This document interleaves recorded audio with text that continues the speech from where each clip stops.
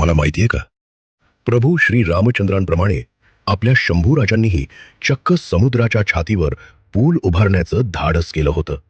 विषय होता जंजिरा किल्ला. अवाढव्य समुद्र आणि सिद्धीचा माज. शंभू राजांनी हा किल्ला विज्ञान आणि अभियांत्रिकीच्या जोरावर जिंकायचा निर्धार केला. राजांनी फरमान सोडले, समुद्र बुजवा. जवळपास 800 मीटर लांबीचा दगडी पूल समुद्रात उभारण्याचं काम सुरू झाले. अफाट समुद्र आणि सिद्धीचा सतत तोफमार.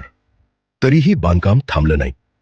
मराठ्यांचा पूल जसा तयार होऊ लागला तसा सिद्धीच्या मनात भीती निर्माण झाली. जंजिरा मराठ्यांच्या हातात पडणार इतक्यात. औरंगजेबाने कूटनीतीचा डाव खेळला. त्याने कल्याण भिवंडीवर हल्ला करून रायगडला धोका निर्माण केला. स्वराज्य वाचवण्यासाठी शंभूराजांना माघारी फिरावं लागलं.